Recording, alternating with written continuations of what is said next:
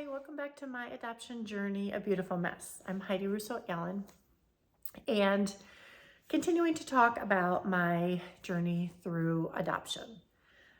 And I just want to clarify a couple things.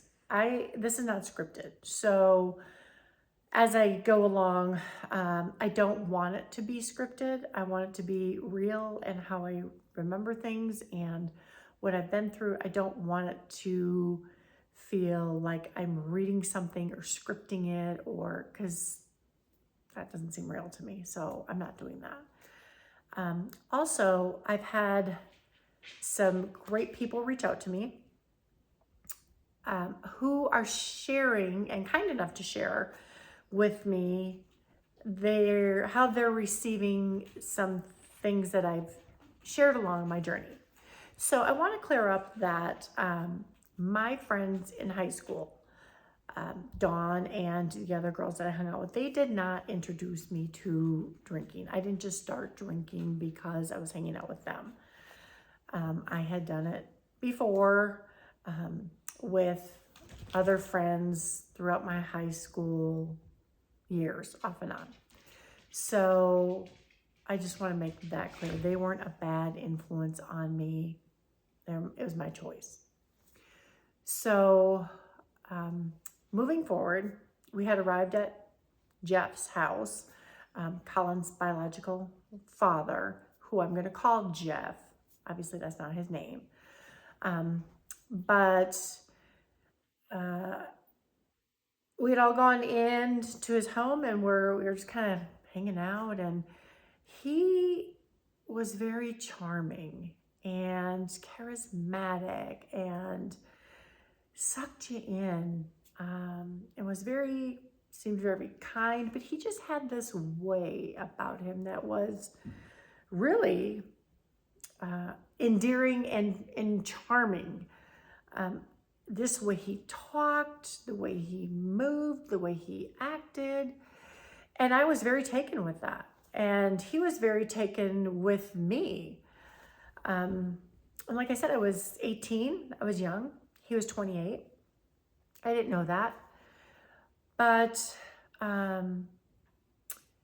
that was also the first night that I had smoked pot. He had taken me upstairs in his little home, and we were just talking and hanging out, which I thought was a little weird, but I mean, nothing happened.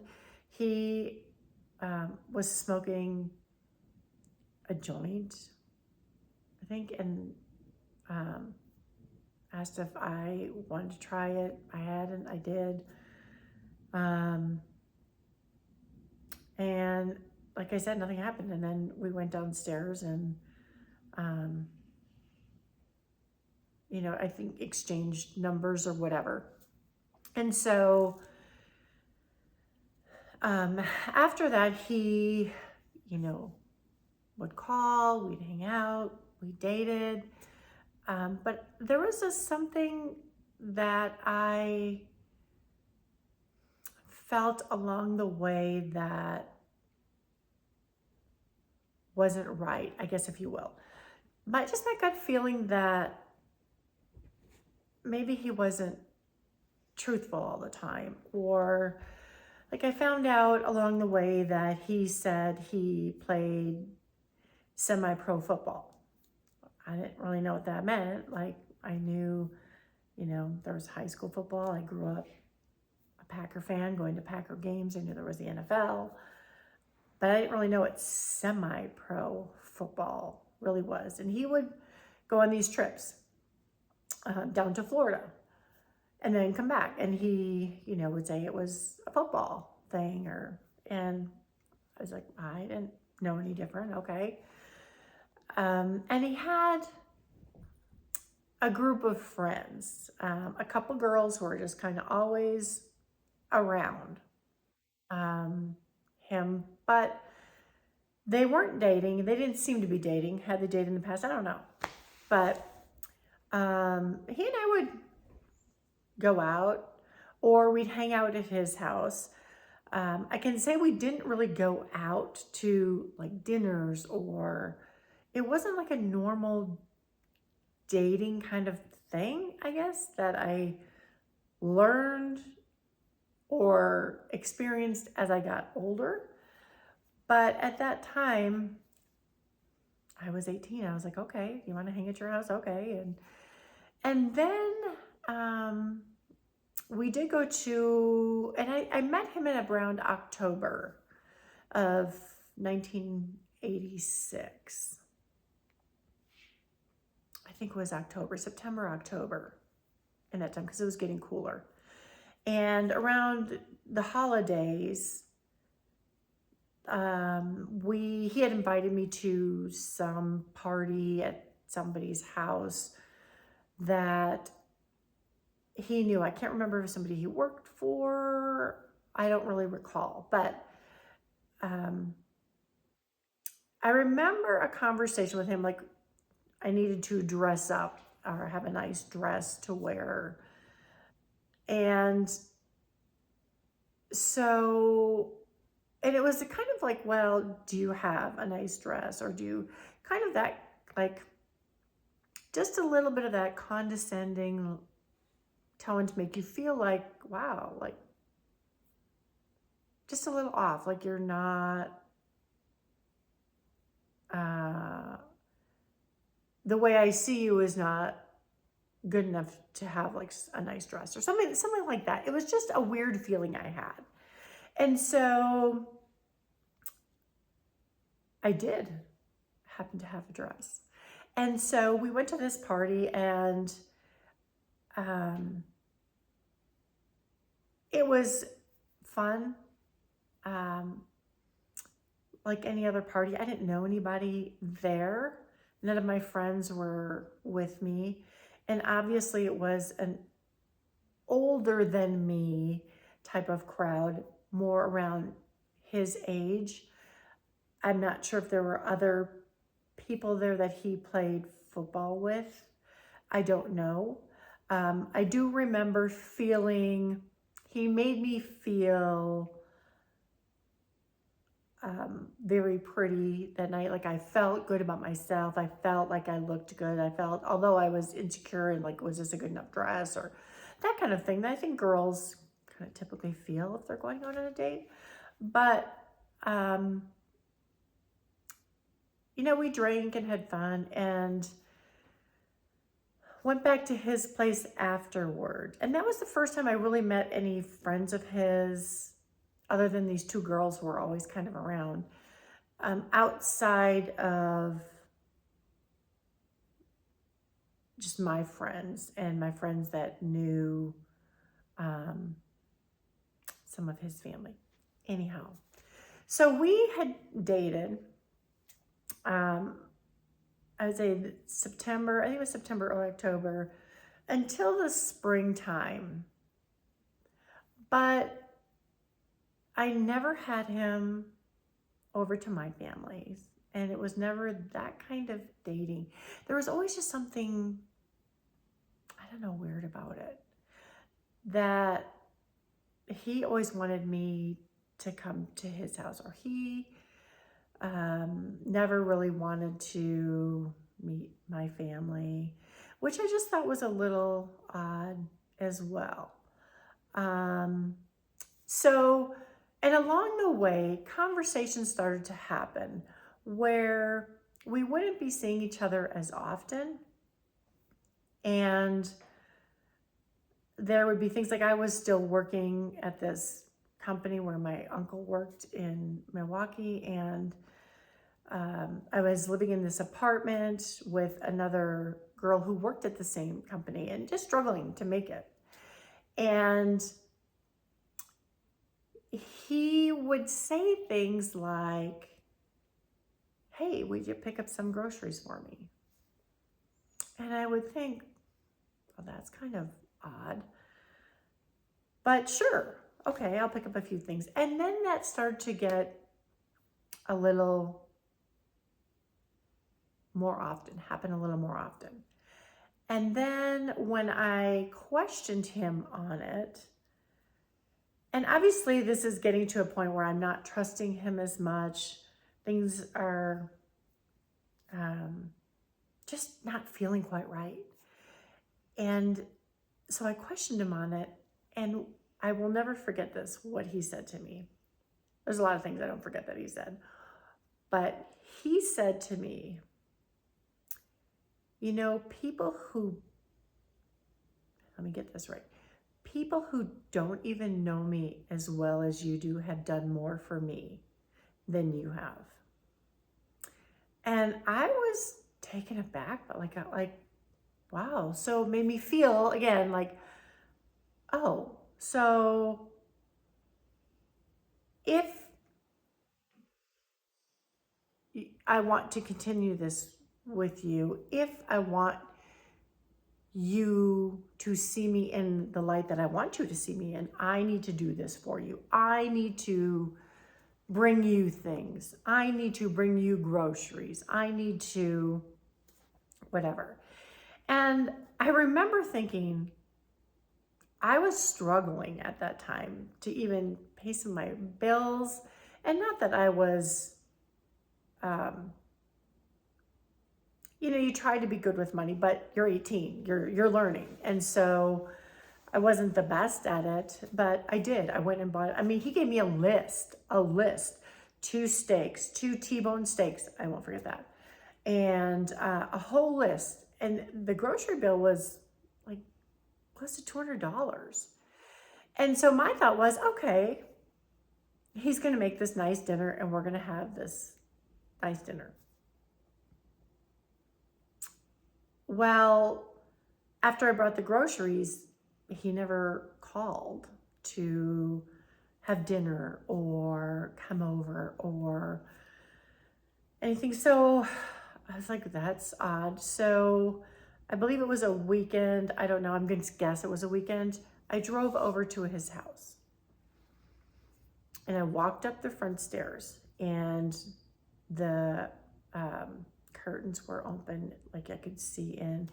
And I saw in his living room, because that was the first room when you walked into the door, his living room was right there, 2 glasses of like champagne glasses and 2 plates that I'm pretty sure the groceries I bought, the steaks, whatever, that's what had happened there. And he wasn't home. And someone else's car was in front of the house. And so obviously then a whole nother level of distrust. Like I'm thinking, like when you date someone like me, that's who I date. I date one person. I don't date multiple people at a time. I never have. So that was hurtful. And he also had a daughter. She was a baby. And the story he gave me around that was, and I was like, oh, wow, like, okay, I held her and, he was taking care of her one time when I was over there. And he said that a girl he had been dating a year, 9 months before we met, had a baby, and she was going to give her up for adoption. So he decided to go to court and fight for her and was in the process of that and was going to get custody of her. That's the story I got. And so I thought, wow, that's impressive. Like I thought highly of that. So I was drawn in by that. And yet there were things like he would call, and we weren't intimate for a long time. Like I said, I think we met September, early October, and I don't think we were really intimate for a couple months or so after that. But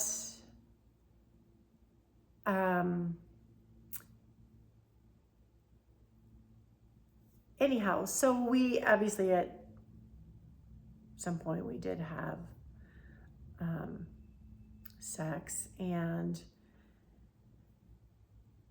things were kind of falling apart between he and I. We weren't seeing each other as often, and I didn't really know why. I didn't really know what was going on. And I had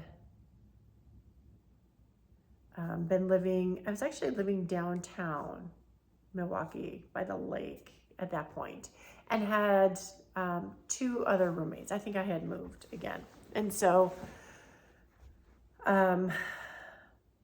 he would call every now and again. We'd see each other, but then it seemed at that point it was just to have sex. It was not really dating anymore. It wasn't him taking me anywhere. It wasn't having dinners at his house. It was weird. And then I had asked him about this other person he had dinner with or whatever, and he was very vague. Said really like, more like, you're crazy, don't really know what you're talking about, kind of stuff. And so it was, I believe, April when I found out I was pregnant. And I had been working out twice a day. And I remember I was in the gym and I was getting ready. I was trying to get into bodybuilding competitions, and I was pretty thin at that time. And so I remember being at the gym and doing some, hanging, like straight leg, reverse type sit-ups things, and thinking, wow, I'm doing all these things and my stomach really isn't getting flatter. And it crossed my mind, like, oh, like I didn't really know when I had my last period or whatever. So I thought, there's no way. And a friend of mine that had loaned me the money in high school when I got pregnant had told me, or somebody around there had told me, that after you have an abortion, you probably not going to get pregnant anymore. So I wasn't really thinking that. I wasn't really thinking that I could. So obviously I took a pregnancy test and it came back positive. So I, of course, I couldn't believe it. Devastated that here I am again, like, how could this happen again? And so I'm 18, just getting ready to turn 19. And he and I weren't really talking by that point a whole lot. And so I called him, and by that time I realized that this other person that I saw the two plates and glasses was probably another girl that he was seeing, and I believe she may have lived there by that time, but I didn't know any of this, so never seen her. So anyhow, I called him and told him, I said, hey, I said, I'm pregnant.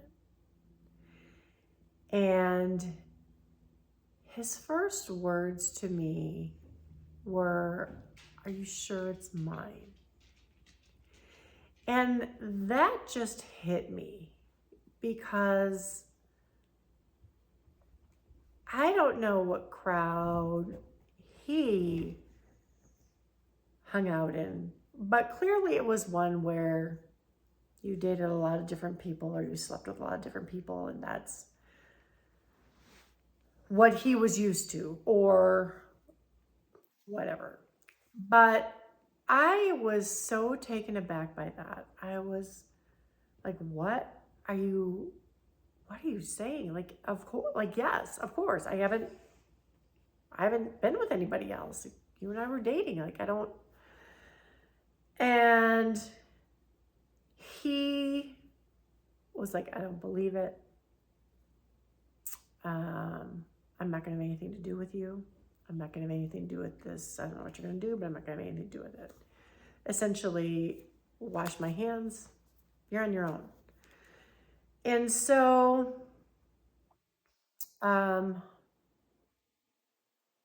here I am again. And didn't really know what to do. And I decided at this point to tell my mom and dad. And I also knew that I had been to the doctor, and I knew I was pretty far. Like, I knew I only had about 2 weeks to make a decision whether I was going to abort it or not. I didn't have a lot of time to think about it because I was pretty far along. I think I needed to do it before, I can't even remember if it was 13, 14 weeks, but I was definitely more than 3 months pregnant, and I didn't know that until then. So I had no clue. I wasn't really paying attention. I knew a lot of times when you worked out a lot, you didn't have your periods. I wasn't really thinking of it, and I certainly didn't recall feeling any different. So,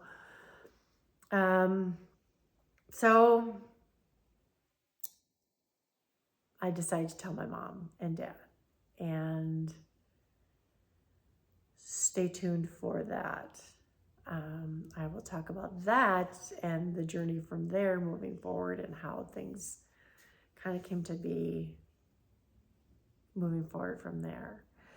So I hope you're enjoying this series of my adoption journey, A Beautiful Mess. I hope you subscribe, and most importantly, I hope if you know someone or have a friend or family member who is on this journey, potentially thinking of adoption, if my story can help them, I hope you share it. And I hope if somebody is watching who is in the same situation I was in, I hope I am helping you to make your decision on your journey. And I hope this is helpful to you. Thanks again, and stay tuned for my next episode.